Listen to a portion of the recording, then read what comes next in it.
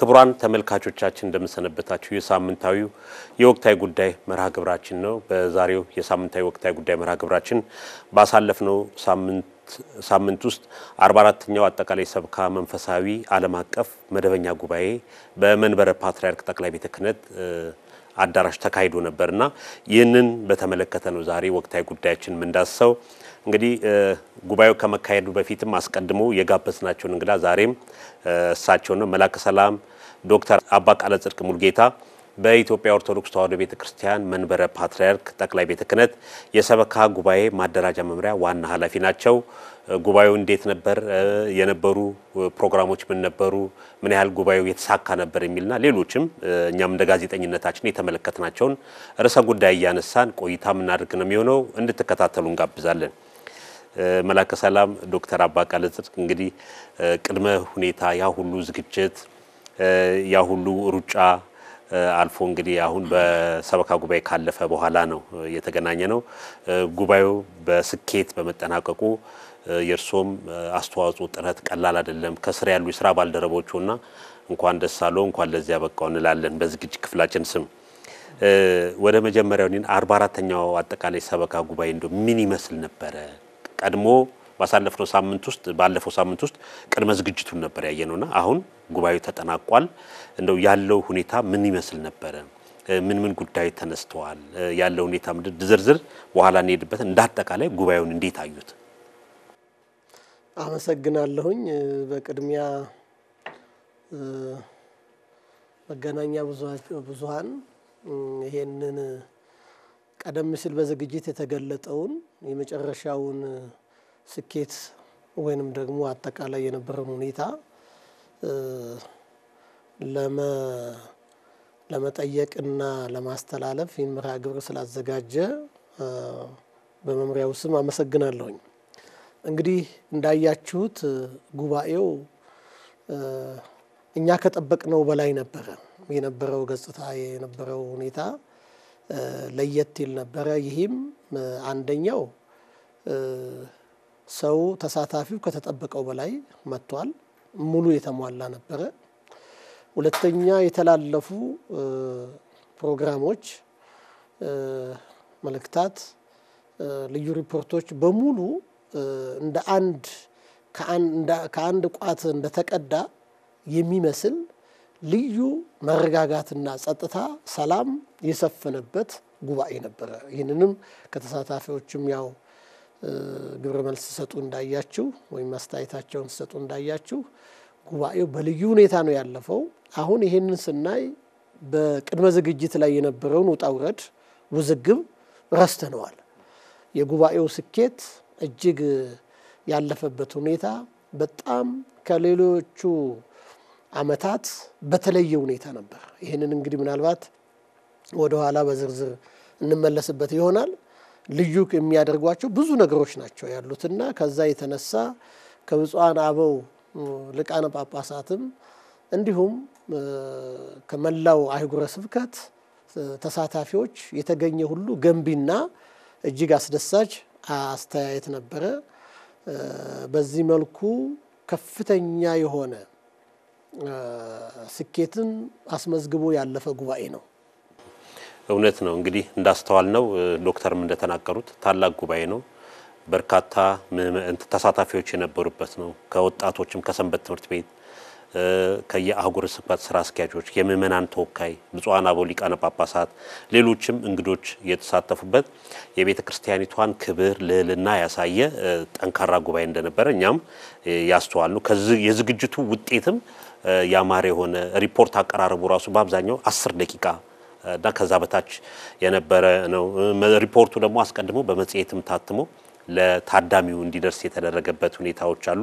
ምንም እንኳን አንዳንድ አልፎ ካለው ነባራዊ ሁኔታ ከችግሮች አንፃር የተወሰኑ አህጉረ ስብከት ባይሳተፉበትም ያለው ሁኔታ ሲታይ አመርቂ ነው፣ ጥሩ ውጤት ነው። መጋቢ ሚኒስትር ሳሉስ ምን አስተዋሉ?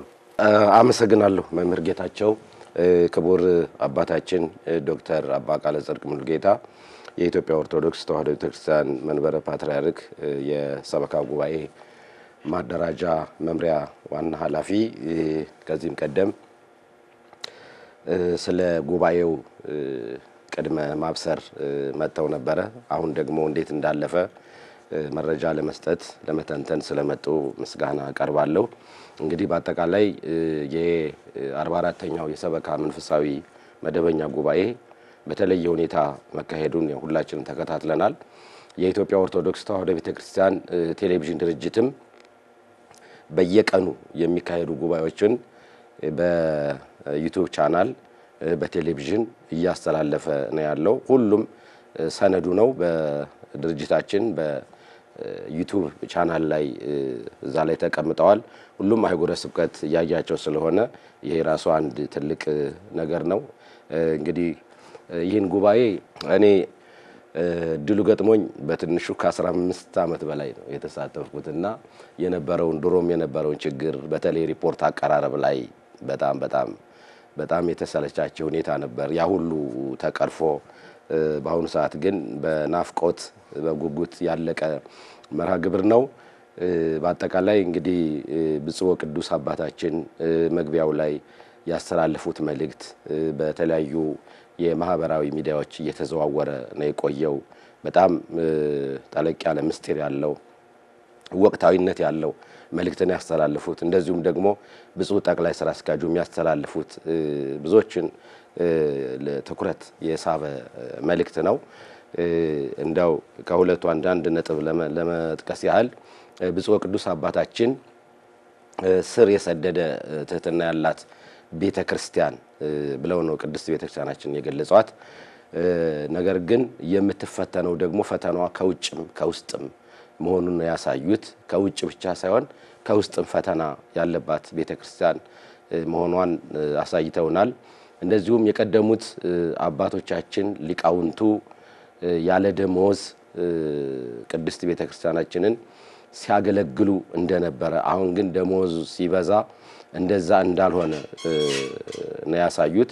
እንደዚሁም ደግሞ በዚህ በዲጂታል ወይም በማህበራዊ ሚዲያ ያለውን የስድብ ሁኔታ ያንንም ጠቅሰዋል። እንደዚሁም ደግሞ የገንዘብ ብክነትንም አሳይተዋልና እነዚህ ነገሮች ሁሉ መስተካከል እንዳለባቸው ነው ያሳዩት። ምናልባት ወደ ብፁዕነታቸው ኋላ ልመለስ ይችላል። አመሰግናለሁ መጋቢ ሚኒስትር። ወደ ዶክተር ልብጣና እንግዲህ የቅዱስነታቸው መልእክት በተለይ መግለጫውም ላይ በኋላ ያቋም መግለጫውም ላይ የቅዱስነታቸው መልእክት ተቀብለን እናስፈጽማለን ከሚል መግለጫው ላይ ከተጠቀሱት አንዱ ነው። ግን አሁን መግለጫው ላይ ሳይሆን ወደ ቅዱስነታቸው መልእክት ነው። ብፁዕ ወቅዱስ አቡነ ማትያስ ፓትርያርክ ርእሰ ሊቃነ ጳጳሳት ዘኢትዮጵያ ሊቀ ጳጳስ ዘአክሱም ወዕጨጌ ዘመንበረ ተክለ ሃይማኖት ያስተላለፉት መልእክት አሁን መጽሔቱ ላይ የወጣው አዳራሹ ላይ ለታዳሚውም የቀረበው እንዴት አዩት? በተለይ ጠንከር ያለ ከሌላ ጊዜ የሰበካ ጉባኤ አባላት ታዳሚዎችንም እንደው ሊያስቡበት አቅጣጫ ሊያመላክት የሚችል በቀጣይ ምን ላይ ትኩረት መስራት እንዳለብን ችግሮቻችን ነቅሶ አውጥቶ ከነመፍትሄው የያዘ መልእክት ነውና እስቲ እሱ ላይ ዶክተር ምን ይላሉ? እውነት ነው። በቅዱስ አባታችን የተሰጠው ቃለ ምዕዳን ከዛም በኋላ የተከተሉትን ሁሉ አንድ አቅጣጫ የሚያሳይና እንደው እደ እግዚአብሔር አለበት እንድንልም አድርጎናል። ተያያዥነት አላቸው። በኋላ ምናልባት ስናጠቃልል እንዴት እንደሚያያዙ ማሳየት እንችላለን። ብፁዕ ቅዱስ አባታችን በኤፌሶን ምዕራፍ 5 ቁጥር 15 ላይ መነሻ አድርገው እንግዲህ እንደ ጥበበኞች እንጂ ጥበብ እንደሌላቸው ሳይሆን እንዴት እንድትመላለሱ ተጠንቀቁ የሚለውን መጽሐፍ ቅዱሳዊ ቃል ይዘው ነው የተነሱት። ቤተክርስቲያን እዚህ የደረሰችው እንዴት በጥንቃቄ በብልሃት በጥበብ እንደሆነ የቀደሙ አበውንም አውስተዋል። ከዛ በኋላ ቤተክርስቲያን በጉዟ ውስጥ ደግሞ ያጋጠማት ችግርን በደንብ አሳይተዋል። ለዛ ችግር ደግሞ መፍትሄ ሊሆን የሚችለው በጥበብ መመላለስ እንዳለብን ፈተናዎቻችንን ተግዳሮቶቻችንን ሁሉ እንዴት ተጋፍጠንና ማለፍ እንዳለብንም በማለት በደንብ ጠቁሟል። የችግሩ አቅጣጫም ከውጭ ብቻ ሳይሆን ከውስጥም ያለ መሆኑን በተለይም ደግሞ ህይወት ተኮር የሆነም መልእክት ነበር። ህይወት ተኮር ማለት በውስጥ ያለን አገልጋዮች እቺ ታላቋን ቤተክርስቲያን እንዴት ነው ማገልገልና ማሻገር አለብን የሚለውንም ያመላከተ መልእክት ነበር እና ስለ ዘመኑም የጠቀሱበት እጅግ አስደናቂ ነገር ነው። ዘመኑ የህልና ነጻነት ይሳሳበት በማለት አሁን ስም እንጂ ግብር የጎደለና የማይታይ መሆኑን በደንብ አድርገው ያሳዩበት መልእክት ነው እና የቅዱስ አባታችን መልእክት ልክ ለሌላ ሁሉ መግቢያ የሆነ እስኪመስል ድረስ ከዛ ተያይዞ ያሉት በሙሉ እጅግ አስገራሚ ነበር። ምናልባት ከዛ ቀጥሎ ያሉት ብፁዕ ጠቅላይ ዋና ስራ አስኪያጁ ይዘው የተነሱት እሳቸው ሰናይ ለነ ወይደልወን ተዘክሮ ዘበጽድቅ ተዘክሮ ለእግዚአብሔር በኩሉ ጊዜ እኛ መልካም ነገር መስራት ይገባናል፣ በየጊዜውም ደግሞ እግዚአብሔርን ስራውን ጥበቡን ማሰብ ይገባናል የሚለውን የቅዱስ ባስልዮስን ጥቅስ ይዘው ነበር የተነሱት። በውስጡ ዘርፈ ብዙ ነገሮችን አንስተዋል። ከቅዱስ አባታችን ጋር የሚገናኘው አሁንም ህይወት ተኮር የሆነ መልእክት ነበር። ህይወት ተኮር የሆነው ደግሞ በተለይ አንድ ያነሱት ሐሳብ እኛ ወደፊት በሚመጣው ትውልድ ልንመዘን የምንችለው በሚመጣው ትውልድ አቅምና ስኬት ሳይሆን በዛ ሚዛን ሳይሆን የኛ ሚዛን ዛሬ በምንሰራው ስራችን ነው። ዛሬ በተሰለፍንበት ተሰፍሮ ተለክቶ በተሰጠን ስራችንን ነው። እንደገናም ደግሞ ካለፈው የተሻለ በመስራትና የተሻለ ሰርተን በመገኘት ነው በማለት ህይወት ተኮር የሆነ የተሻለ ስራን መስራት እንደሚጠበቅብን በማለት በደንብ ገልጸውታል። ከዚህም ጋር አያይዘው የዘመኑንም ሁኔታ እንግዲህ ሚዲያ ስጦታ ነው፣ መልካም ለሚጠቀሙ መልካም ነገር ነው። ነገር ግን ከዛ ወጣ ባለ መልክ የስም ማጠልሸት ተቋምን የማጠልሸት ሁኔታ ትልቁ ተግዳሮት እንደሆነ ከጠቀሱ በኋላ ነገር ግን እኛ መልካሙን ስራ እየሰራን በተባልን ልክ እምንለወጥ ወይንም ደግሞ ሰዎች ስማችን ስላጠለሹ ማንነታችን የሚቀየር አይደለም በማለትም ትክክለኛ የቤተክርስቲያንን አቋምም ያሳየ ንግግር ነበር። እዚሁ ላይ ዶክተር ምናልባት ወደ መጋሚስጥር ከመሄዳችን በፊት መጽሔቱ ላይም በታተመው ላይ የሰበካ ጉባኤ ላይ የቅዱስነታቸው እንትን ላይ ሰበካ ጉባኤ የተቋቋመባቸውና ያልተቋቋመባቸውን እንዲመለየት በሀገር አቀፍና በዓለም አቀፍ የምእመናን ብዛት እድገት በየዓመቱ በማነጻጸር ሂደቱን ውጤት በመገምገም ለሚመለከተው አካል ማቅረብ ከቅርብ ጊዜ ወዲህ እየተስተዋለ ያለው ብለው የጠቀሷቸው ነጥቦች አሉ። መጽሔቱ ላይ የሚወጣው ለምሳሌ ገቢ ማስከባት ላይ ብቻ እሱም እንዳለው በተጓዳኝ ምን ያህል ምእመናን አሉ፣ ምን ያህል አገልጋዮች አሉ፣ የካህናቱ ቁጥር በዓለም አቀፍ በሀገር አቀፍ ደረጃ ሊታወቅ ይገባል እና ሰበካ ጉባኤው ይህንን መስራት አለበት የሚል በመጽሔቱ ላይ የተካተተ ስላለ የመምሪያው ኃላፊ እንደመሆኑ እዚህ ላይስ ምን ይላሉ? አዎ በደንብ ተነስቷል። ምናልባት መምሪያው ራሱ ያስቀመጠውን የትኩረት አቅጣጫ ወደ ኋላ የምንመለከተው ይሆናል። ይህን ሐሳብ ከቅዱስነታቸው ተነስቶ ብፁዓን አባቶችን በሰጡባቸው ቃለ ምዕዳኖች በሙሉ አንስተውታል። እውነት ነው። እንግዲህ ምንም እንኳ ገቢ ዝም ብሎ የሚመጣ አይደለም። ገቢ በራሱ ወንጌል ስለተሰበከ የወንጌል ተደራሽነት ስላለ የሰበካ እንቅስቃሴ ስላለ ምእመናን ገንዘባቸውን ይሰጣሉ። ከዛ የሚመጣ ገቢ ነው። አንዳንድ ጊዜ ሰዎች ለይተው ይሄንን በተለየ መልክ ስለሚመለከቱት ነው። ብፁዕ ቅዱስ አባታችን ግን ይሄን የገለጹበት ትልቁ ትኩረታችን ነፍሳት መሆን አለባቸው ነው። ነፍሳት ካሉ ማለትም የምእመናን ካሉ ገንዘብ አለ፣ ምእመናን መቅደም አለባቸው የሚለውን በደንብ ያነሱበት። ለምሳሌ አሁን የህዝብ ቆጠራ የሚለው ነገር ለብዙ አመታት ቆይቷል። አሁን ያለው ዳታ የቆየ ነው። ሰበካ ጉባኤ መምሪያም ብዙ እየሰራባቸው ያላቸው ነገሮች አሉ። በኋላ በትኩረት አቅጣጫ ውስጥ መግለጽ እችላለሁኝ። ነገር ግን የለም ያ በትክክል እየመጣ አይደለም። የስታቲስቲክስ ስራ እየተሰራ ነው ማለት አይቻልም።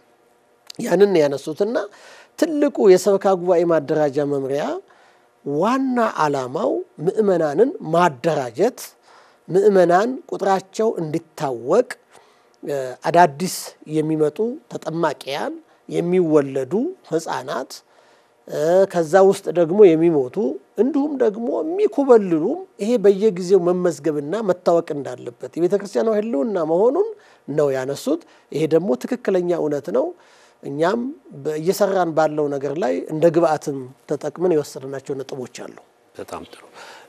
እንግዲህ መጋቢ ሚስጥር እርሶም የሚያነሱት ሊኖር ይችላል። በተለይ ዶክተር መላክ ሰላም ዶክተር አባ ቃለ ጽድቅ የቅዱስነታቸውን አስቀድመው በኋላ ላይ የብፁዕ ጠቅላይ ስራ አስኪያጁን መልእክቶቹ ምን ያህል የተገናኙ የተያያዙ እንደሆኑ ጉዳዩን የሰበካ ጉባኤ ማደራጃ መምሪያን ምን ያህል ታዳሚው ራሱ እንዳቅጣጫ ሊያሳይ የሚችል ትልቅ መልእክት ያለ መሆኑ ሁለቱም አያይዘው አንስተዋልና እርሶም እንደዚህ የተመለከቷቸው ነገሮች በተለይ መብራራት የሚገባቸው ከቅዱስነታቸውም ከብፁዕ ጠቅላይ ስራ አስኪያጁም ካለ ወደዛ ሊድ።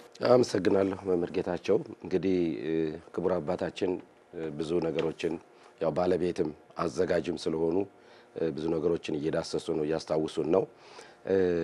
አሁንም ከብፁዕ አቡነ ሳዊሮስ የጠቅላይ ቤተ ክህነት ዋና ስራ አስኪያጅ የደቡብ ምዕራብ ሸዋና የሸገር አህጉረ ስብከት የምስካየ ኅዙናን መድኃኔዓለም ገዳም ሊቀ ጳጳስ እሳቸውም ያስተላለፉት መልእክት ቅድም እንደተነገረው አንድ መልእክት በውስጡ አስኳል የሆኑ ሐሳቦች አሉት። መልእክት ስለረዘመ ስለሰፋ አይደለምና በብፁዕነታቸውም በጣም አነጋጋሪ የሆኑ ሐሳቦች ነጥቦች ተቀምጠዋል። ይሄም ሽማግሌዎች የሚታፈሩባት ሀገር ያው ይታወቃል። የኢትዮጵያ ታሪክ ሽማግሌዎች የሚታፈሩበት ዘመን ቀርቶ ስድብ እንደ ጀግንነት ተቆጥሯል። አሁን ሁሉም ከዲጂታሉ ላይ ተጥዶ ሁሉም ተሳዳቢ ሆኗልና ያም ደግሞ እንደ ጀግንነት የተቆጠረበት ዘመን ነው ብለው ይህንን መጥፎ አስተሳሰብ የኮነኑበት ነገር ነው። ሌላው የምንመዘነው በምንለብሰው ልብስና በምንጠራበት የማዕረግ ስም አይደለም። ምንም ልብስ እንልበስ ምንም ካባ ምንም ቀሚስ ፈረጃ እንለብስ ብንለብስም መመዘኛችን እሱ አይደለም፣ ወይም ደግሞ የማዕረግ ስማችን እሱ አይደለም። ዋናው ቁም ነገሩ የኛ ህይወት ነው በማለት ያስቀመጡት ያው እንደ ተከታተላችሁት በተለያዩ ማህበራዊ ሚዲያዎች ሲዘዋወር ነው የቆየውና ትልቅ ትምህርት ያስተላልፉበት ነው። አሁንም በዚሁ በመግቢያው ላይ ከተሰጡት መልእክቶች በተጨማሪ የብፁዓን አባቶች ትምህርት እሱም ደግሞ በጣም ትልቅ እንትን ነው። ብፁዓን አባቶች ማለት በተለይ ብፁዕ አቡነ ኤልያስና ብፁዕ አቡነ ሕዝቅኤል ያስተላልፏቸው መልእክቶች በጣም ታላላቅ ናቸው። ብፁዕ አቡነ ኤልያስ የእድሜ ባለጸጋ ስለሆኑ የነበረውን የድሮውን አሰራር በእንጨት ቤት እያለን የነበረውን አሰራር ገልጸውታል። ያን ጊዜ ህዝብን ቆጥር ነበረ። በዛች ህይወት እያለን ህዝብ ቆጠራ ነበረ። በየጊዜው እናውቃቸው ነበር ምእመናንን። አሁን ግን ወደ ትልቁ እንትን ስንዘዋወር ህዝቦቻችን አናውቃቸውም። እውነት ነው። ብዙ ጊዜ ያው ክቡር አባታችን እንደሚባለው አንዳንድ ጊዜ 40 ሚሊዮን ህዝብ፣ አንዳንድ ጊዜ ደግሞ 50፣ አንዳንድ 60፣ 70 በግምት መጥራት ነው አሁን የጀመርነውና ይህንን ያስታወሱበት ሁኔታ ነው። በአጠቃላይ ይሄ 44 ዓመት ጉዞ በትክክል ብንጠቀምበት ኑሮ ለውጥ እናመጣ ነበር፣ ግን ጊዜን ያስቆጠር ነው የሚል መልእክትን ያስተላልፉት በጣም ልብ የሚነካ ነገር ነው።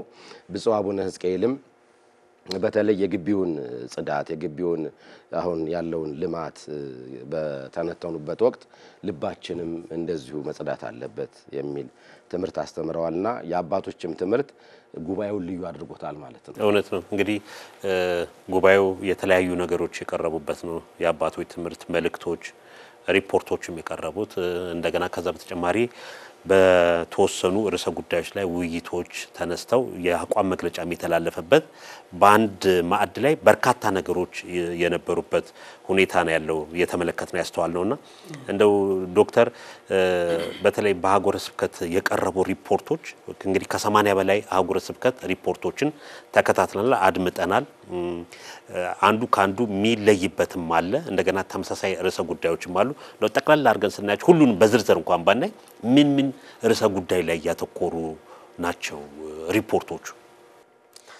መልካም መጋቢ ምስጢር ካነሱት ከብፁዓን አባቶች መልእክት ልነሳና ቅድም የብፁዕ ቅዱስ አባታችን ብፁዕ ጠቅላይ ዋና ስራ አስኪያጅ ካነሱት ቀጥሎ በጣም ተመሳሳይነት ያላቸው አንዳንድ ጊዜ እግዚአብሔር የፈቀደው ጉባኤ የባረከው ጉባኤ እግዚአብሔር ባስቀመጠው አቅጣጫ ነው የሚሄደው እና ያን ለማለት ችለናል እደ እግዚአብሔር ነው ለማለት ሁሉም በቁጭት ነው ያነሳው ምናልባት አንዳንድ ጊዜ በትክክል የተላለፈው መልእክት አለመገንዘብ ደግሞ በውጪ ሆነው አዛብቶ የሚመለከቱና ለራሳቸው አጀንዳ የሚወስዱም አካላት መኖራቸውንም ደግሞ ታዝበናል ብፁዕ አቡነ ኤልያስ አጠቃላይ ሁሉ ነገር ዜሮ ነው ማለት ሳይሆን በዚህ በተነሳው የምእመናን ቁጥርና ዘመኑ የሚጠይቀው የእድገትና የለውጥ ከን ላይ ይበለጠ መድረስ አለብን ነው እንጂ ሁሉን ዜሮ ያደረገ አይደለም እንደዛ አድርገው የወሰዱት ደግሞ አካላት አሉ በዚህ መርሃ ግብርም ላይ የሚያደምጡ ሰዎች ሁሉ ትክክለኛ ግንዛቤ እንዲወስዱ ለማለት ፈልጌ ነው የአጠቃላይ የመላው አህጉረ ስብከት ሪፖርት መመርግታቸው እንዳልከው ተመሳሳይነት ያላቸው አሉ ኦፍ ኮርስ አንድ ሐዋርያዊ ተልእኮ ነው ያለው እሱ አንድ ያደርጋቸዋል ነገር ደግሞ ለየት ያሉም አሉ ተመሳሳይ የሚያደርጋቸውን ከወሰድን እንግዲህ የመጀመሪያው ነገር ሐዋርያዊ ተልእኮ የወንጌል ተደራሽነት ነው በወንጌል ተደራሽነት ጉባኤያትን ትምህርት ቤቶችን በአጠቃላይ ልዩ ልዩ እንቅስቃሴ እንዳለ ሁሉም ያቀርቡበት ነበር የአብነት ትምህርት ቤቶች ከመቼውም ጊዜ እየተስፋፉ እንደሆኑ ኮሌጆች እየተመሰረቱና ብዙ በተለያየ ቋንቋ ያስመረቁ ደቀ መዛሙርቱን ያፈሩ መሆኑን ያ ደግሞ በተለያየ ቋንቋ የሰልጥነው የሚወጡ ደቀ መዛሙርት ሁሉንም ህብረተሰብ ተደራሽ እንደሚያደርጉ የተጠቀሰበት በልማትም ደረጃ እንደዚሁ በኮሪደሩ በመኑ ያለው ነገር ሁሉ የተጠቀሰበት ነው በሀገር ውስጥ ከዚህ በተረፈ በሌላ መልኩ ደግሞ ለየት የሚያደርጓቸው የተግዳሮትና ልዩ ችግሮች ሰላምና ጸጥታን አስመልክቶ ብዙ ችግር ያለባቸው ምን ያህል እንደልባቸው ለመንቀሳቀስ እንዳልቻሉ አገልግሎታቸው እንዲገደብ ያደረጉ ነገሮችንም ያነሱ ነበሩ ይሄ ልዩ ያደርጋቸዋል ወደ ውጪው ሀገር ከሄደን ደግሞ የውጪው ዓለም ደግሞ የጸጥታ የሰላም ችግር የለበትም ነገር ግን የቤተክርስቲያኗን ተልእኮ በትክክል ተደራሽ ለማድረግ ደግሞ እነሱ የራሳቸው የሆነ ችግር አለባቸው ያ ምንድነው ስንል ለምሳሌ በውይይቱም በጣም በሰፊው የተነሳና በቀረቡ ሪፖርቶችም ላይ የተጠቀሰው ቃለ አዋዲ በደንብ በህዝብ ምእመናኑ አልሰረጸም አልተሰራበትም ሊሰራበት ይገባል የሚል ብዙ ሪፖርቶች ቀርበዋል ቃለ አዋዲው የቤተክርስቲያኗ መተዳደሪያ ደንብ ነው ያለን እዛ ላይ ያለን ግንዛቤ ግን የሁላችን አንድ አይደለም ጥሩ ግንዛቤ ያላቸው ካህናት አሉ የሌላቸው አሉ ምእመናኑ ደግሞ ከናካቴው በውጪ ዓለም የሚኖረው ምእመን ስለ ቃለ አዋዲ ምንም ግንዛቤ የለውም እስከማለት ድረስ በውይይትም በሪፖርትም በጣም ተነስተዋልና ከዚህ አንፃር መዋቅራዊ ትስስርን ለማጠናከርና የቤተክርስቲያን አንድነት ለማጽናት ቃለ አዋዲና ከዚህ የሚወጡ መመሪያዎች ሁሉ መሬት ላይ እንዲደርሱ አብሮ ተሳስሮና ተናቦ መስራት ይገባል የሚለው በጣም በሰፊው የቀረበ ሪፖርት ነው አብዛኛው ደግሞ ያው በተመሳሳይነት ያየናቸው ናቸው እንደው ዶክተር ምናልባት ከቀረቡት ሪፖርቶች ሀገር ስብከቱ ላይ ከገጠሟቸው ተግዳሮቶች ያስደነቁ እንደው የተገረሙበት ወይም እንደው ለየት ያለ ያዩታል አዎ ለየት ያለ ያየሁት ምንድነው በሀገር ውስጥ አሁን ጸጥታና ሰላም የሌለበት እንደው የጦርነት ቀጠና ነው ብለን መናገር የምንችልባቸው አካባቢዎች አሉ አስደናቂው በዛ ውስጥ ሰዎች አርሰው ማምረት ያልቻሉበት አካባቢ እርዳታ የሚጠየቅበት አካባቢ ላይ የቤተክርስቲያን ጉዳይ ግን አልገደባቸው በዛ ሁኔታ ውስጥ ሆነው ቅጽን ሞልተው ይሄንን ጉባኤ ተሳታፊ ሆነዋል ይሄ በጣም አስደናቂ ነገር ነው እንደገና በዛ አካባቢ ብዙ የሚነሱ አሉ የቤተክርስቲያን አንድነት የሚፈታተኑ ብዙ ጉዳዮች አሉ ይሄንን ጉዳዮች በጣም የተደነቁበት ከዛ ከታችኛው ክፍል እንበለው ችግር ካለበት አካባቢ የመጡ አህጉረ ስብከት ስለ ቤተ ክርስቲያን አንድነት የገለጹበት ጉዳይ ነበር። እንግዲህ ስለ ቤተ ክርስቲያን አንድነት ስንል ያው ሲኖዶሱን የሚፈታተን ብዙ ችግሮች አሉ። በትግራይ ክልል ያለው እንደ ምሳሌ ሊጠቀስ ይችላል። በጎጃምም ያለው እንደ ምሳሌ ሊጠቀስ ይችላል። በኦሮሚያም ምንም እንኳን መፍትሄ ቢያገኝም ቀደም ሲል የነበረው ሁኔታ ሊታይ ይችላል። ይሄንንም አስመልክቶ በእርግጠኝነት በአቋም መግለጫውም ላይ በትክክል የተገለጠበት ሪፖርት እኔ ለየት አድርጌ ወስጄዋለሁ። በጣም እናመሰግናለን። እግዚአብሔር ይስጥልኝ። እውነት ነው በርካታ ነገሮች አለ። ዋናው እንግዲህ ሪፖርት ሲቀርብ አንዱ ካንዱ የሚማማራቸው የሚያያቸው ነገሮች አሉ። ከሪፖርት አቀራረብ ጀምሮ የሚነሱ ርዕሰ ጉዳዮች ሌሎችም አንዱ ካንዱ ትምህርት የሚያገኝበት በቀጣይ ደግሞ የትኞቹ አህጉረ ስብከት የተጠናከረ ስራ ሰርተው መምጣት እንዳለባቸው የሚያሳዩ በርካታ ነገሮችም አሉና እውነት ነው ዶክተር ያብራሩልን። መጋቢ ሚኒስትር እንግዲህ ጉባኤውን ተሳትፈዋል፣ አይተዋል። ከቀረቡ ሪፖርቶች ያስተዋሉት የተደነቁበት ወይ ደግሞ ይሄ እንዲህ ቢሆን ያሉበት እንደ ጋዜጠኛ አይን ያዩበት ምን ይነግሩናል ከሪፖርቶች ውስጥ? አመሰግናለሁ መምህር ጌታቸው። እንግዲህ ይሄ ጉባኤ በጣም ሰፊና ጥልቅ ነው። ሐሳቡም የዛኑ ያህል ነው። እንዳው ጨለፍ እያደረግን ያቅማቸውን ያህል ነው የምንናገረውና በአጠቃላይ የዚህ ጉባኤ ይዘት የጠቅላይ ቤተ ክህነት የመምሪያዎች የድርጅቶች እንደገናም ደግሞ የአህጉረ ስብከት እንደገናም ከዛም ውጭ የውጭ ሀገራት አህጉረ ስብከት የቡድን ውይይት የተካሄደበት ሐሳብ ነው። በጣም እኔ ለየት ያለብኝ በዚህ የዘንድሮ ጉባኤ በብዙ መንገድ ያው ልዩነት አለው። በዚህ በቡድን ስያሜ በእርግጥ አሁን ዶክተርም በደንብ ያብራሩታል። የተመረጡ ርዕሶች በሀገራዊ ሰላም ዙሪያ፣ በሐዋርያዊ ተልእኮ ዙሪያ፣ በቅዱሳት መጻሕፍት እና በክብረ ክህነት እንደዚሁም ደግሞ በቤተ ክርስቲያን አስተዳደር፣ በማህበራዊ ዘርፍ፣ በቴክኖሎጂውም ጭምር ውይይት ተካሂዷል። ይሄ ቡድን ውይይት ደግሞ በ6 ክፍል የተከፈለ ሲሆን የቡድን ስም ተሰይሟል። በጣም ደስ የሚል ነው። እንግዲህ ብዙ ጊዜ የቡድን ስም 4 ሲሆን በ4 ወንጌላውያን ከዛም በሊቃውንት ስም ይሰየማል። ያሁኑ ግን የኢትዮጵያ ኦርቶዶክስ ተዋሕዶ ቤተክርስቲያን ፓትርያርኮች ከብፁዕ ቅዱስ አቡነ ባስልዮስ፣ ብፁዕ ቅዱስ አቡነ ቴዎፍሎስ፣ ብፁዕ ቅዱስ አቡነ ተክለ ሃይማኖት፣ ብፁዕ ቅዱስ አቡነ መርቆሪዎስ፣ ብፁዕ ቅዱስ አቡነ ጳውሎስ፣ ብፁዕ ቅዱስ አቡነ ማትያስ ቡድኑ በዚህ ነው የተሰየመውና ይሄም ራሱ ለየት ያለ ነገር ነው። የበለጠ ደግሞ በዚህ ውስጥ ጥናታዊ ጽሑፍም በክቡር አባታችን ተላልፏል። እንግዲህ የዛን ይዘት ባለቤቱ እሳቸው ስለሆኑ ከእሳቸው ቢገለጽልን የበለጠ ይጠቅመናል። እውነት እንግዲህ እዚሁ ላይ ለማብራራት ምንድነው ምናልባት እንደዚህ የቡድን ውይይት በሚሰየምበት ሰዓት ከዚህ በፊትም በተለያዩ ስሞች ነበር። አሁን ቅዱሳን ፓትርያርኮች ላይ ተደርጎ የተሰየመበትም በተጓዳኝ ማስተላለፍ የተፈለገው መልእክት ሊኖር ይችላልና እሱን አድርገው እንግዲህ ወደ መጋቢ ሚኒስትር የጠቀሱት ወደ 6 ነጥቦች ያክል ነው መወያ ሆነው የተነሱት። ከዛ ውስጥ አንዱ እርሶ ያቀረቡት ጥናት ነው። በተለይ የሰበካ ጉባኤ ማደረጃ መምሪያ የትኩረት አቅጣጫዎች የሚል ምናልባት መጽሔቱ ያገላችሁ ሰዎች መጽሔቱ ላይም አለ እንደገና በቀጥታ ስርጭትም እኛ ማስተላልፈው ነው ስለነበረ እዛ ላይ ማግኘት ይቻላልና እንዴ ይሄንን አጣምረው ቢያብራሩልን። በተለይ እርሶ ያቀረቡት የጥናት ጽሑፍ ላይ መወያያ አጀንዳ ሆኖ እንደ አቅጣጫ ጠቋሚም በመሆኑ የሰበካ ጉባኤ ማደረጃ መምሪያ ኃላፊ እንደመሆኑት ያሉትን ችግሮች ያቃሉ። በእነዚህን ችግሮች እንዴት ተቀርፈው ወደ መፍትሄ አቅጣጫም ሊሄዱ ሊያሳዩ የሚችሉ በቀጣይ በ45ኛው ሆኖ ወደፊት ቤተክርስቲያኒቷ ትኩረት አድርጋ ልትሰራበት የሚችለውን ያሳየ ነው። እሱን አንድ ላይ አድርገው ቢያብራሩልን ዶክተር። አመሰግናለሁ ጌታቸው። እውነት ነው። እነዚህ ከመነሻ ሐሳብ ጋራ መወያያ ርዕሶችን አቅርበናል።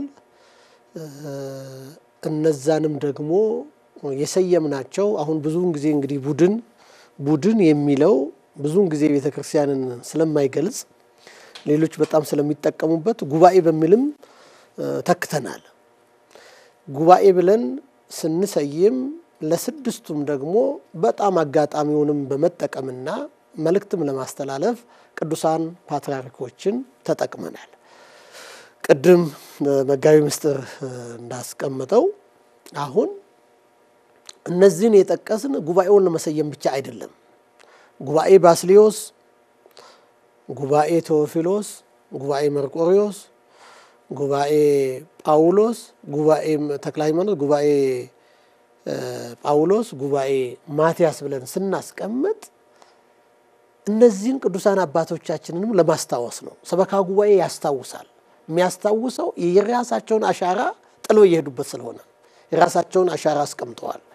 በተለይም ሁለተኛው ፓትርያርክ ብፁዕ ቅዱስ አቡነ ቴዎፍሎስ ለዚህ ሰበካ ጉባኤ መመስረት መደራጀት እዚህ ደረጃ መድረስ ትልቁን አሻራ አስቀምጠው አልፈዋል።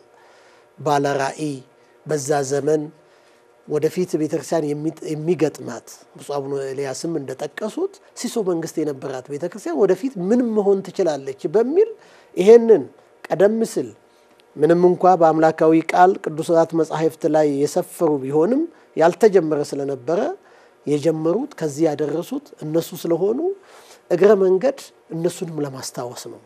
ውይይቱም በኋላ ከተነሱት ሐሳቦችም ጭምር እነሱም ተነስተው በሪፖርትም መቅረባቸውን ተመልክተናል። ይሄን ለማስተላለፍ ነው። ውይይቶቹ በስድስት የተከፈሉ ናቸው። በአጠቃላይ ርዕሰ ጉዳዮቹ ቤተክርስቲያን ያለችበትና ወደፊትም እንዴት መራመድ እንዳለባት ትኩረቷን የሚያሳዩ ችግሮቿን የሚያሳዩ ለችግሮቿ መፍትሄዎችን የሚጠቁሙ ናቸው። ለምሳሌ የመጀመሪያው በሀገር ሰላምና መረጋጋት በጠንካራ ቤተክርስቲያን አንድነት ትስስር የቤተክርስቲያን ተቋማዊ ሚና እንዴት ይገለጻል የሚል ነበር። ሚናዋ ምንድነው? ቤተክርስቲያን ግለሰቦች በፈቀዱትና በወደዱት በራሳቸው አንደበት የሚገልጹት አይደለም፣ ግላዊ አይደለም። የቤተክርስቲያን ሚናዋ የራሷ የሆነ የተሰጣት መለኮታዊ ስጦታ በምድር ላይ ያለች መለኮታዊት ተቋም ስለሆነች ሚና አላትና የሚና እንዴት ይገለጻል? ሰላምን ከማምጣት መረጋጋትን ከማምጣት የሀገር አንድነትን ከማምጣት የሚል ነበር። ሁለተኛውም ሐዋርያዊ ተልእኮ የወንጌል ተደራሽነትን የቤተክርስቲያን ተቋማት ህልውና እንዴት ይጠበቅ የሚል ነበር። ቅዱሳት መጻሕፍት በሶስተኛው ደረጃ ክብረ ክህነት እንዴት ነው መጠበቅ ያለበት? አሁን ቻሌንጃችን ወይንም ተግዳሮቶቻችን ምንድነው የሚለውን የሚያሳይ በጣም ሰፊ ውይይት የተነሳበት ነበር። በአራተኛም ደረጃ እንደዚሁ ልማትን አስመልክቶ ቤተክርስቲያን ሚና ምን መሆን አለበት፣ የተሰጠንን ጊዜ ተጠቅመን ቤተክርስቲያን ወደፊት ማራመድ እንዴት ነው የምንችለው የሚለው የተነሳበት ነበር። ሌላውም ደግሞ ዘመናዊ ቴክኖሎጂን አስመልክቶ ዘመናዊ ቴክኖሎጂ ምንም እንኳ ዘመን ቤተክርስቲያንን አይመራም፣ ቤተክርስቲያን ግን ዘመንን ትመራለች። ዘመንን ተጠቅማ በዚህ ዘመን ማስተላለፍ ያለባት መልእክት የምታስተላልፍ ልጆቿን አጽንታ የምትጠብቅ በመሆኑ እነዚህ የሚያሳዩ ነበርና በውይይቱ ከስድስቱም ጉባኤያት የተነሱ ውይይት ሐሳቦች እጅግ ገንቢ የሆኑና ለቅዱስ ሲኖዶስ በግብአት የሚቀርቡ ሐሳቦች ናቸው። በዛ ሐሳቦች ላይ ቅድም ያነሳሁት የቃለ ዓዋዲ ጉዳይ ተነስቷል። ዘመኑን የዋጀ መሆን አለበት፣ መሻሻል አለበት። ቃለ ዓዋዲው ደግሞ ተደራሽ መሆን አለበት፣ ሁሉንም ያማከለ መሆን አለበት እስከ ውጭ ሀገር ድረስ የሚሉ ሐሳቦች በጣም በጥልቀት ተነስተዋል። እንዲሁም ደግሞ ተግዳሮቶችም ተነስተዋል። እንዴት ነው ያንን መቅረፍ የምንችለው? በአብዛኛው ከውጭ ይልቅ ውስጣዊ ችግር ስላለ ውስጣዊ ችግሩን በመቅረፍ አንድነታችንን በማጠናከር ውጫዊውን ደግሞ በመጋፈጥ ወደፊት መራመድ አለብን የሚሉ ሐሳቦች በጣም በጥልቀት ነው የተነሱት። ግሩም ሐሳቦች ነበሩ በሪፖርት የቀረቡት። የሰበካ ጉባኤ ማደራጃ መምሪያ ይሄን አስመልክቶ ለዚህ መነሻና ትኩረት አቅጣጫ ጠቋሚ የሆነ ስነ ጽሁፍ አቅርቧል። በእርግጥ በመጽሔት ላይ ከተቀመጠው ለየት ይላል። ለየት የሚያደርገው ልዩ መግቢያ ያለውና በጣም ልብን የሚነካ ለምሳሌ የኤልያስን ታሪክ ጠቅሶ በኤልያስ ሕይወት ውስጥ ቤተክርስቲያንን ማየት እንዴት እንደሚቻል አገልጋዮች መንቃት መትጋት ከምን ጊዜውም በላይ የእግዚአብሔር ድምጽ የሚጠይቅ መሆኑን በማመላከት ኤልያስ ሆይ ከዚህ ምን ታደርጋለህ? በመጣህበት መንገድ ተመለስ፣ የተተወውን የእግዚአብሔርን ቃል ኪዳን የፈረሰውን እግዚአብሔር መሰዊያ የተገደሉትን የእግዚአብሔርን አገልጋዮች እንደገና መተካትና ማጽናናት እንደሚገባ ያመላከተበት ስነ ጽሁፍ ነው። በዛ ውስጥ ቤተክርስቲያን ማየት እንደምንችል በዋናነት ግን የትኩረት አቅጣጫ በመጽሔቱ ከተገለጸው ለየት ባለ መልክ 3 ነገሮች ብቻ የቀረቡበት ነበረ። ይህም የቴክኖሎጂ መሰረተ ልማት ያስፈልጋል። አንደኛው ቅድም ብፁዕ አቡነ ኤልያስ ያነሱትና ሌሎችም በውይይታቸው የደገሙት የህዝብ ቆጠራ የሚባለው በቴክኖሎጂ መሰረተ ልማት ያንን መስራት እንድንችል ነው። ዘመኑ ሰጥቶናል። የዳታ ሴንተር ፈጥረን በቀላሉ ምዕመናኖቻችንን በመመዝገብና በመቆጣጠር ከታች ያለው መዋቅር ከላኛው ጋር የሚናበብበት የሶፍትዌር ዲዛይን ተሰርቶ አልቋል። በአሁኑ ሰዓት ዲዛይኑ አልቋል። ኢንስታሌሽን ብቻ ነው የሚቀረው። በተለይ የሰበካ ጉባኤና የአስተዳደር መምሪያ ሁለቱ አልቋል። የሚቀጥሉት የፋይናንስ የመዝገብ ቤትና የንብረት የሚሉት ደግሞ ይቀጥላሉ። ይሄንን የሚያሳይ ነበረ በዋናነት። ከዚያም ደግሞ የሰው ኃይል አደረጃጀትን ሰው በሙያው መቀመጥ እንዳለበት፣ ስራና ሰራተኛ መገናኘት እንዳለበት፣ ስራውን ሽባ የሚያደርግ ቤተክርስቲያኗን የማይመጥን አሰራር መታረም እንዳለበት፣ ሰራተኛና ስራን ከሙያው በማገናኘት ታላቋን በልዕልና ያለችዋን ቤተክርስቲያን እሷን በሚመጥን መልኩ ለማገልገል የሰው ኃይል አደረጃጀታችን ካለው ከነባራዊ ሁኔታ ለውጥ የሚያስፈልገው መሆኑ በጣም የተጠቆመበት ነበረ። ሌላውና የመጨረሻው የመረጃ ማዕከል አስፈላጊ መሆኑና አሁን መምሪያው ራሱን የቻለ የውስጥ አደረጃጀትም እንደሚያስፈልገውና በውጭ ያሉትና በውስጥ ያሉትንም እንዴት አድርጎ አስተሳስሮ መስራት እንዳለበት የጠቆመበትና አሁን ደግሞ ከተሰጡት ከቅዱስ አባታችን ከብዙ ጠቅላይ ዋና ስራ አስኪያጁና ከብፁዓን አባቶች እንዲሁም ከውይይቱ የተገኘውን ለግብአቱ አዳብሮ እንደሚሰራበት ነው እንግዲህ የወሰድነው ግብአት። በጣም ጥሩ ማብራሪያ ነው ዶክተር የሰጡን። እንግዲህ ተመልክተናል፣ ተመልካቾቻችንም አይተውታል። በዛ የታደሙትም ያው በቀጣይ ምን ላይ ትኩረት ማድረግና መስራት እንደሚገባ ምን ያህል የዋናው መንበረ ፓትርያርክ የሰበካ ማደራጃ ጉባኤ መምሪያ ከአጥቢያዎች ከአህጉረ ስብከት ጋር ምን ያህል ተገናኝቶ መስራት እንደሚገባ ያሳየ ያመላከተ ብዙ ነገሮችን በውስጡ አምቆ ያዘ ነውና እንግዲህ ይሄንን በየጊዜው እያየን እየተመለከትነው ነው። መጋቢ ሚኒስትር ወደ እርሶ ልምጣና እንደው የአቋም መግለጫዎቹ ላይ ባለ 9 ነጥብ የአቋም መግለጫ ወጥቷል። በተለይ 19 ይቅርታ ባለ 19 ነጥብ ወጥቷል። እንግዲህ ውይይቶቹ ላይ የተነሱ ርዕሰ ጉዳዮች ከዛ ጋር ተያይዞ ደግሞ የሰበካ ጉባኤ ማደራጃ መምሪያ የትኩረት አቅጣጫ ወይም ደግሞ መጠቆሚያ ተደርጎ ዶክተር ያቀረቡትም ጥናት አያይዘው አቀርበዋልና እንደው የአቋም መግለጫዎቹ ጠቅለል አድርገን ስናያቸው ሁሉንም ባናያቸው ምን ጉዳይ ያተኮሩ ናቸው? ምን ያህል ከቡድን ውይይቱ ወይም ደግሞ የጋራ ውይይቱ ጋር የተሰናሰሉ ናቸው ቢሎን እንመልከት። አመሰግናለሁ መምህር ጌታቸው። እንደገለጽከው የአቋም መግለጫውም ሆነ ቃለ ጉባኤው ከዋናው ስብሰባ መንፈስ የተወለደ ከዚህ ከቡድን ውይይቱም ከሪፖርቱም ከሁሉም ከጉባኤው ይዘት የተወለደ ስለሆነ እዛ አቋም መግለጫ ላይ እና ቃለ ጉባኤ ላይ ብዙ ሐሳብ ላይኖረን ይችላል። መጨረሻ እንግዲህ ባለ 19 ነጥብ አቋም እናደርጋለን ከቅዱስ አባታችን መልእክት ጀምሮ ያሉትን የነበሩትን ሂደቶች በስራ ላይ እናውላለን የሚል የቃል ኪዳን መግባት ማለት ነው። ነገር ግን ጥያቄ አሁን ለዶክተር ጥያቄ አለኝ። ማለት ያው ቀደም እንደገለጽኩት ያ15 አመት ልምድ አለኝ ወይም ደግሞ እግዚአብሔር ፈቅዶልኝ 15 አመት የሚሆን ተሳትፍ ያለሁኝ ስላልኩ በዛ ውስጥ ያዩኋቸው በተለይ ሽልማት ላይ ማለት ነው ብዙ ጊዜ እንዳውም ጉባኤውን የሚፈትኑ ነገሮች ሁሉ ያጋጥማሉ። እኔ ነበርኩ መሸለም ያለብኝ፣ እኔ ነበርኩ አንደኛ ማለፍ ያለብኝ። ያው በሽልማቱ ውስጥ ወደ 7 ነው እንደዚህ ቡድን አለ ደረጃ 1 ደረጃ 2 እየተባለ በዛ በደረጃው ውስጥ ደግሞ አንደኛ እንደዚህ የወጡ የተሸለሙ አሉና ዶክተር የሽልማቱ መስፈርት ምንድነው? የገንዘብ ብዙ እንትን ምንድነው 20% የከፈሉ ናቸው ወይስ በስብከተ ወንጌል ነው? ይሄ ግልጽ ቢሆን ሽልማቱ የወጡ መስፈርቶች እነሱ ትልቅ ትምህርት ይሰጡናልና ዶክተርን መጠየቅ ፈልጋለሁ። የመጋቢ ሚስጥር ሳህሉ የጠየቁት ሌላም ተጨማሪ ጥያቄዎች እኔም ጋር ስላሉ እነሱን ማከለን አንድ ላይ እንትን ይላሉ።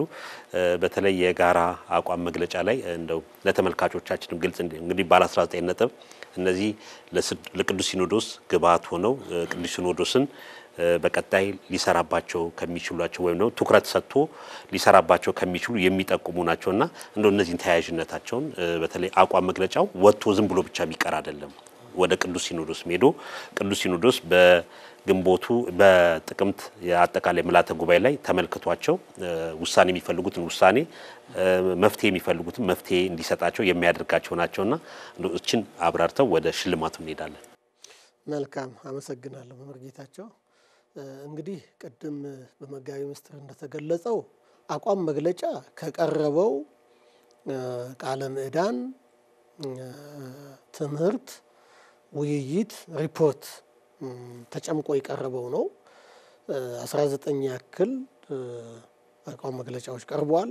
እጅግ በጣም እነዚህን እንደው ጠቅላላ አድርገን ስንወስደው እንግዲህ በዋና ዋና ጉዳዮች ላይ በወንጌል ተደራሽነት እንደ ቅድሚያ ተሰጥቶት የበለጠ እንዲሰራበትና ለሱ ደግሞ እንቅፋት የሚሆኑ ነገሮች ላይ ቤተክርስቲያን በትኩረት እንድትሰራ ድጋፍ በሚሰጥ ፋይናንስን ጨምሮ እሱ ላይ እንዲሰራ የአዳዲስ ተጠማቂያን ምእመናን ላይ እንደዚሁ ቁጥራቸው በደንብ መታወቅና መመዝገብ ክትትል መደረግ እንዳለበት ልማትንም አስመልክቶ እንደዚሁ በተሰጠው እድል ማለት አሁን በኮሪደር ልማት ራስን የማልማት ብዙ ተግዳሮች የተቀረፉበትና ምንም እንኳን ብዙ ጥረት የሚጠይቅ ቢሆንም እንደ ታላቅ እድል ነው ለቤተ ክርስቲያን እና እሱም ላይ ሰላምና መረጋጋቱ ላይ እንደገና መዋቅራዊ ትስስራችንና ቤተ ክርስቲያን አንድነት ከምን ጊዜውም በላይ መጠበቅ እንዳለበትም ትኩረት የሰጠ መግለጫ ነው። ወደ ሽልማቱ ስንመጣ ሽልማት ብዙዎች እንደሚያስቡት በገንዘብ ብዛት አይደለም። እዛም ላይ በሰፊው የሽልማት ኮሚቴው ገልጿል። የሚገርመው ነገር ከ100% መካከል 10 ነጥብ ያለው 9 ነጥብ ያለው 11 ነጥብ ያለው ሲኖር ለገንዘብ የተቀመጠው 3 ብቻ ናት። 3 ነጥብ ነው። ይህ ደግሞ 10 መስፈርቶች ናቸው። 10ሩንም ቅዱስ ሲኖዶስ አይቶ ያጸደቀና ለሚሰየመው የሽልማት ኮሚቴ የሰጠው ነው። የሽልማት ኮሚቴ ራሱ አወቃቀሩ እንዴት ነው ካል ሽልማት ኮሚቴው የቅዱስ ሲኖዶስ ውሳኔን መሰረት ያደረገ ከአህጉረ ስብከት 2 ስራ አስኪያጆች እንደገና ከመምሪያዎች ደግሞ እንደዚሁ 3-4 የሆኑበት የሰበካ ጉባኤ ማደራጃ መምሪያ የበላይ ሊቀ ጳጳስ ሰብሳቢ የሆነበት ነው የሽልማት ኮሚቴው። እነዚህ መሰረት አድርጎ እንግዲህ ሁሉ ጊዜ ያው እንደምታውቁት በውድድር ሜዳ መቼስ ያው የሚሸለመው ይደሰታል፣ ማይሸለመው ጊዜ ማዘኑ አይቀርም። ይሄ እውነት የሆነ በዓለማችን ያለ ጉዳይ ነው እና በዚህ መስፈርቶች ሽልማት አለ። እነዚህን ሁሉ ያገናዘቡ በተለይ የስብከተ ወንጌል ጉዳይ አለ፣ መልካም አስተዳደር አለ፣ ንብረት አጠባበቅ አለ፣ ንዋየ ቅዱሳን መጠበቅ አለ፣ የሂሳብ አያያዝ አለ። ወደ 10 ናቸው። እነዚህ ሁሉ ተጨምቀው በዚህ ከፍተኛ ስኬት ያመጣ ሰው ነው የሚሸለመው። ከዚህ ጋራ ትንሽ ነጥብ ያለው ገንዘብ ደግሞ ተያያዥነት አለው። ብዙውን ጊዜ መቼም ገንዘብ የማይሰጡ ሰዎች ስለማይሸልሙ ሊቃወሙ ይችላሉ። ገንዘብ ፈሰስ የማያደርጉ ሰዎች እና ነገር ግን ገንዘብ ብቻውን አይመጣም። እነዚህ 10ሮቹ ከ10ሮቹ 9ኞቹ ከተሰሩ ነው ገንዘብ ሊመጣ የሚችለው። ምክንያቱም ገንዘብ ለማግኘት ምእመን መገኘት አለበት። ምእመናን መገኘት አለባቸው። ምእመናን እንዲገኙ መሰበክ አለባቸው። የወንጌል ተደራሽነት የግዴታ መኖር አለበት። ገንዘብ ለመሰብሰብ ሰበካ ጉባኤ መደራጀት አለበት። ሰንበት ትምህርት ቤቱ መኖር አለበት። አምልኮተ እግዚአብሔር መፈጸም አለበት። ስለዚህ የተያያዙ ናቸው እምንለው ግን አጉልተን የምናሳየው ቅድሚያ ልንሰጠው የሚገባ ለነፍሳት ነው። ለነፍሳት መዳን፣ ለነፍሳት መኖር፣ መጠበቅ፣ መጽናት ነው የምንለው እንጂ የገንዘቡ የዛ ውጤት መሆኑ ሊተኮርበት ይገባል። እና ሽልማቱ በዚህ በኩል የሚካሄድ ሲሆን የዘንድሮ በጣም ለየት ያለ ነው። ከሽልማት ኮሚቴው ጀምረን ስንመለከት ሽልማት ኮሚቴ በትኩረት በጥንቃቄ የሰራው ነው። ምስጢር ጠብቆ ሰበካ ጉባኤ ማደራጃ መምሪያው ምንም አያውቅም ስለ ሽልማቱ። ሰነድ መስጠት መረጃ መስጠት ብቻ እንጂ ማን አንደኛ ደረጃ ማን ሁለተኛ ደረጃ የሚባለውን ነገር እስከ መጨረሻው ከተሳታፊ ጋር ቁጭ ብለን እስከምንሰማበት ጊዜ ድረስ አናውቅም። ነገር ግን አንደኛ ምን መሸለመን እንዳለበት ሽልማቱን የምናዘጋጀው እኛ ነን። እለገሌ ነው ብሎ የሚወስነው ሽልማት ኮሚቴው ነው። ሌላ አካል ማንም አያውቅም። ይሄ ልዩ አድርጎታል። ቅድም መጋቢ ምስጢር በደንብ እንደገለጸው። ሁለተኛ ነገር ደግሞ ዘንድሮ ብዙ ሮሮና ቅራኔዎችን አላየንም። ምንድነው ያንን ያደረገው ስንል በደረጃ የወጡ የተሸለሙ አህጉረ ስብከት እንዳሉ ሁሉ በተሳትፎ ደግሞ ምንም እንኳን የደረጃ ሽልማት ያላገኙት አህጉረ ስብከት የተሳትፎ ምስክር ወረቀትና ልዩ ስጦታ ተሰጥቷል። ቀላል ስጦታ አይደለም። በሺዎች የሚቆጠሩ ቅዱሳት መጻሕፍት አምልኮተ እግዚአብሔር መጻሕፍት ተገዝተው ተሰጥተዋል። ይሄንም ልዩ ያደርገዋል። እንዳያችሁት ብዙ ቅራኔ አላየንም፣ ብዙ ተቃውሞ አላየንበትም እና የሽልማቱ አካሄድ ይሄ ነበረ።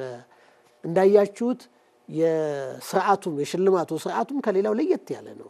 መረጋጋት፣ ሰላም የሰፈነበት ልዩ ጉባኤ ነበረ። ይሄን ጉባኤ እንደዛ ሊያደርግ የቻለው ደግሞ አንዱ የብፁዕ ጠቅላይ ዋና ስራ አስኪያጅ አመራርም የሚዘነጋ ዝም ብሎ የሚታለፍ አይደለም። ትልቁን ድርሻ የሚወስድ ነው። የሰበካ ጉባኤውም አቀራረብና እንዲሁም የሽልማት ኮሚቴው አሰራር በደንብ ትኩረት የተሰጠበት ስለነበረ ሽልማቱ ተገቢ በሆነ መልክ በተቀመጠው መስፈርት የተሰጠ ነው ማለት ይቻላል።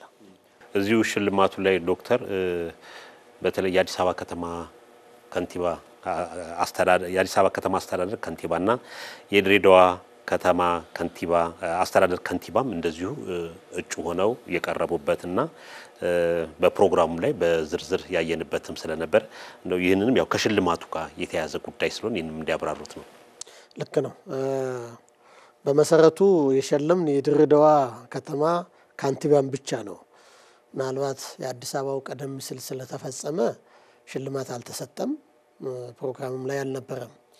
የድሬዳዋ በጣም አጠቃላይ ኦርቶዶክሳውያን የሚያውቁት የሚያደንቁት ዓለም የሚያየው ለመሸለም ቤተክርስቲያንን ያበቃት ትላልቅ ስራዎች የተሰሩበት ነበረ። የድሬዳዋ ካንቲባ ከሌላ እምነት ውስጥ ያሉ ሰው ናቸው፣ ሙስሊም ናቸው። ነገር ግን ድሬዳዋ የሰላም ከተማ ናት፣ ሁሉን አቃፊ ናት፣ ሁሉን የምትቀበል ናት በሚል ከጀነራል ከሆነ ወይንም ከጠቅላላ እይታ ውስጥም ወጥተው በተለይ ለኦርቶዶክሳውያን የኢትዮጵያ ኦርቶዶክስ ተዋሕዶ ቤተክርስቲያን ቅዱስ ፓትርያርክና ብፁዓን አበው ሊቃነ ጳጳሳት ሲመጡ በልዩ አቀባበል ከኤርፖርት ራሳቸው ቆመው ራሳቸው ባንዱ ልዩ ልዩ መኪናዎችን አሰልፈው ይቀበላሉ። ከዛ አልፎ ደግሞ ቁልቢ እንደምታውቁት ከዓለም ዙሪያ ነው ሰው የሚመጣው። እጅግ በጣም ብዙ ሰው ነው። ከድሬዳዋ በኋላ በእግርም ይሄዳል፣ አብዛኛውን በመኪናም ይሄዳል። ለነዚህ ሁሉ መንገድ ላይ ቆመው ውሃ በማቀበል መልካም ምኞትን በመመኘት ማንም ራሱ ከኦርቶዶክሳውያኑ መሐከል እንኳን አንዱ ሊያደርገው የማይችለውን ያደረጉ አርአያ የሆኑ መልካም የሆኑ በህዝቦች መካከል መተሳሰርን የሚያሳይ ስራን የሰሩ ሰው በመሆናቸው በቅድሚያ ለሳቸውም ሽልማቱ እንዲሰጥ ሆነዋል። ይህንንም ደግሞ በጥልቀት የተመለከቱና ይህ ለቤተ ክርስቲያን ይገባታል፣ በህዝባችንም መካከል ለሰላምና ለአንድነት አብሮ ለመስራትና ለአብሮነት አርያ ይሆናል በሚል ሐሳቡንም ያመጡና ያቀናጁ ራሳቸው ብፁዕ ጠቅላይ ዋና ስራ አስኪያጅ ናቸው። እናመሰግናለን ዶክተር። እንግዲህ መርሃ ግብራችን እያጠቃለልን ስለሆነ መጋቢ ሚስተር ሳህሉ እንግዲህ 44ኛው አጠቃላይ ሰበካ መንፈሳዊ ጉባኤ ዓለም አቀፍ ጉባኤን በተመለከተ ነው እየተወያየን ያልነው። እንግዲህ ሽልማቱን ያቋም መግለጫ መነሳት የሚገባቸው እንደየርዕሰ ጉዳይ ቅደም ተከተል አንስተናል። ማጠቃለያ ላይ የሚሉት ካለ? አመሰግናለሁ መምህር ጌታቸው፣ ጥሩ ውይይት ነበረ። እንግዲህ በማጠቃለያውን ለመስጠት ያው እንደሚታወቀው ይሄ ጉባኤ ወይም ደግሞ በዚህ ጉባኤ ላይ የተካሄዱ አጠቃላይ ሪፖርት የሚሆን ማንኛውም ነገር በቅዱስ ሲኖዶስ ጸድቆ ህግ ሆኖ ነው የሚሰራው፣ ሙሉ በሙሉ ሳይሸራረፍ ማለት ነው። የማይሸራረፍበት ምክንያት የቅዱስ ሲኖዶስ አባላት የጉባኤው አባላት ሆነው አብረው በመገኘት ሁሉም የብፁዓን አባቶች እና የአህጉረ ስብከት ተወካዮች በአንድ ላይ የሚያካሂዱት ስለሆነ የታህታዩ እንደገና ወደ ላይ ሄዶ ጸድቆ መመሪያ ሆኖ ነው የሚተላለፈውና ይሄን ለመግለጽ ነው። በአጠቃላይ እንግዲህ መቼም ስራ ሲሰራ ብዙ እንትኖች ሊኖሩ ይችላሉ፣ ክፍተቶች ሊኖሩ ይችላሉ። ይሄ ነው ባንልም ማለት ነው። ስለዚህ ወደፊት የበለጠ የተሻለ ሁኔታ ብፁዓን አባቶችም የተናገሩት በተለይ የህዝብ ቆጠራውም ሁኔታ ሚስተካከሉ ነገሮች ቢስተካከሉ የሚል ሐሳብ ለመስጠት ነው እና የበለጠ ደግሞ ከዘንድሮው በሚቀጥለው የተሻለ ሆኖ እንድናገኘው ነው የምመኘው። እውነት ነው መጋቢ ሚስተር። እንግዲህ 44ኛው አጠቃላይ ሰበካ መንፈሳዊ ጉዳይ በርካታ ጉዳዮች የተነሱበት ነው። አሁንም በጥቅል ነው እያየናቸው እንጂ እያንዳንዳቸው ጉዳዮች ለየብቻቸው መተንተን መታየት ያለባቸው ጉዳዮች ናቸው። ወደፊትም ግን እንደየርዕሰ ጉዳይ እንደ ወቅቱ ሁኔታ ከዶክተር ጋር እየተገናኘን የምናነሳቸው ጉዳይ ነው የሚሆነው። እንደማጠቃለያ መላክ ሰላም ዶክተር አባ ቃለ ጽድቅ የሚያስተላልፉት መልእክት የምስጋና በተለይ አጠቃላይ ሰበካ መንፈሳዊ ጉባኤ እንዲሳካ አስተዋጽኦ ላደረጉ፣ ለተባበሩ፣ ለረዱ ከዛም ውጭ እኛ እንደ ጋዜጠኝነት ማናየው እርሶ ግን ውስጥ ሆነው የተመለከቷቸው ያስተዋላቸው በርካታ ነገሮች ይኖራሉና የሚያመሰግኑት ካለ የሚያስተላልፉት ካለ የማጠቃለያ መልእክት ሆነ? አመሰግናለሁ ርጊታቸው። ከምስጋናው በፊት መልእክት ላስቀድምና እንደ ሰበካ ጉባኤ ማደራጃ መምሪያ ይህን መርሃ ግብር ለሚከታተሉና በቀጥታ ደግሞ ጉዳዩ የሚመለከታቸው የቤተ ክርስቲያን በእያንዳንዱ መዋቅር ያሉ አካላት እንግዲህ ከአባቶቻችን የተሰጠውን ይህም ግብአት ሆኖ ለቅዱስ ሲኖዶስ ቀርቦ ምልዓተ ጉባኤ የሚወስነውን ለቤተ ክርስቲያን ጥቅም ቤተ ክርስቲያን ወደፊት ለማሻገር እኛም መልካሙን ስራ እየሰራን ለመሻገር ለሚመጣውም ትውልድ መልካም አሻራን አስቀምጠን ለማለፍ እንድንችል አብሮ መስራት መናበብ የግድ ያስፈልጋል። ከነዚህ መካከል የዳሰስናቸው በተለይ አዳዲስ ተጠማቂያንን ተቀብለን ማጥመቅ ብቻ ሳይሆን ክትትልና የኛ አካል እንዲሆኑ ኦርቶዶክሳዊውን አስተምሮ በማስረጽ በትክክል ጸንተው እንዲቆሙ ማድረግ ከሁላችን የሚጠበቅ ነው። በእነዚህ መካከል ያስተላለፍነው መልእክት ይሄን በሚመለከት ብዙ ጊዜ ከተለያየ የሚመጡ ሰዎችን እንደመጡ መድረክ ላይ በማውጣትና ሳይማሩ አስተማሪዎች በማድረግ ብዙ ጉዳቶችን ስላየን ስለተገነዘብን የሚመጡ አዳዲስ ተጠማቂያን ከምንም ከየትም ይሁን ማስተማርና ኦርቶዶክሳዊ ህይወትን እንዲይዙ እንዲያሰርጹ ማድረግ ከሁላችን ይጠበቃል። አብረን እንስራ የሚል መልእክት አለኝ። ወደ ምስጋናው ስመጣ እንግዲህ ወደ ላይ መቼም ያስቸግራልና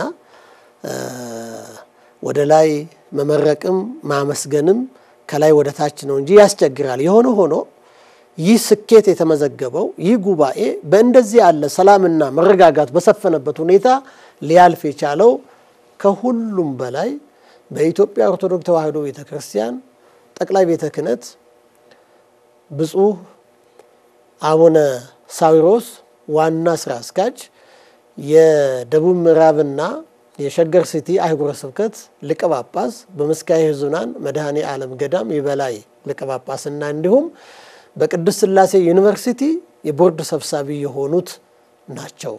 በሳቸው አመራር ሰጭነት ሁሉን ነገር በየዋህነትና እንደውም ግሩም በሆነ አመራር ነው።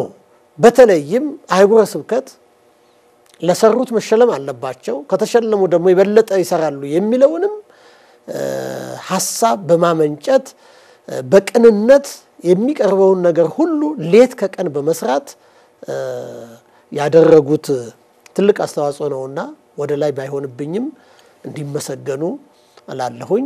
ከዚሁ ጋር ተያይዞ የሥራው ጉዳይ የሚመለከታቸው የጠቅላይ ቤተ ክህነት የሥራ ኃላፊዎች እንዲሁም ደግሞ የሰበካ ጉባኤ ማደራጃ መምሪያ ሰራተኞች 24 ሰዓት በመስራት ጧት 12 ገብተው ከ12 በኋላ እስከ 1 ሰዓትን በማምሸት በመስራት ይህንን ስኬት እንዲመዘገብ አድርገዋል። ትልቅ ምስጋና አለኝ። በ13 ንዑሳን ኮሚቴዎች ተዋቅረው እያንዳንዱን ስራ የተሰጣቸውን ስራ በመስራትና ኃላፊነታቸውን በመወጣት የሰሩትም እጅግ ሊመሰገኑ ይገባል። ሰርቲፊኬት የሰጠናቸው ልዩ ልዩ ድጋፍ ያደረጉ ተቋማትና ግለሰቦችም ባለፈው ጉባኤ ላይ አመስግነናቸዋል። በድጋሚ እናመሰግናቸዋለን። ኢኦቲሲ መገናኛ ብዙሃን ሚዲያችን ሙሉውን ቀን ቀጥታ ስርጭት በማድረግ በትልቅ ጥረት ጋዜጠኞችም ካሜራማኖችም በአጠቃላይ በእውነት ውስጥ ያለውን ብቻ ሳይሆን ከርቀት የሚከታተለውንም ኦርቶዶክሳዊ መረጃ በመስጠትና እያንዳንዱ ሰው እንዲያይ እንዲደሰት በማድረጋቸው ሚዲያውና የሚዲያው ኃላፊዎች እንዲሁም ሰራተኞች ሊመሰገኑ ይገባል። የዚህ ውጤት ያየነው እንግዲህ በሶሻል ሚዲያ ነው። ስላዩ ስለደረሳቸው ብዙ አስተያየቶችን ተገንዝበናል ማለት ነው። እንዲሁም ሌሎችም በዚህ ሰዓት ስማቸውን ማልጠቅሳቸውን ለዚህ ጉባኤ መሳካት ከትንሽ እስከ ትልቅ ድረስ አስተዋጽኦ በማድረግ የደገፉን ሁሉ በሕያው እግዚአብሔር ስም ምስጋናዬን አቀርባለሁ። መላክ ሰላም ዶክተር አባ ቃለ ጽድቅ ሙሉጌታ በኢትዮጵያ ኦርቶዶክስ ተዋሕዶ ቤተክርስቲያን መንበረ ፓትርያርክ የሰበካ ጉባኤ ማደራጃ መምሪያ ዋና ኃላፊ እዚህ ስቱዲዮአችን ድረስ መጥተው በተለይ ባሳለፍነው የሰበካ ጉባኤ የተሰሩ ስራዎችን የነበሩትን አጠቃላይ ማብራሪያ ስለሰጡን እግዚአብሔር ይስጥልን፣ እግዚአብሔር ያክብረልን። ክቡራን ተመልካቾቻችን የዛሬ ወቅታዊ ጉዳይ ይህን ይመስላል። አዘጋጅተን ያቀረብነው መጋቢ ምስጢር ሳህሉ አድማሱ፣ እኔም ጌታቸው በቀለ ከመላው የስቱዲዮ ባለሙያዎቻችን ጋር ነበር። እኛ መርሃ ግብሩን በዚሁ እናጠናቅቃለን። ቀሪውን የኢትዮጵያ ኦርቶዶክስ ተዋሕዶ ቤተክርስቲያን የመገናኛ ብዙሃን መርሃ ግብር እንድትከታተሉ እየጋበዝን በዚሁ እንሰናበታለን። ሰላም ሁኑ።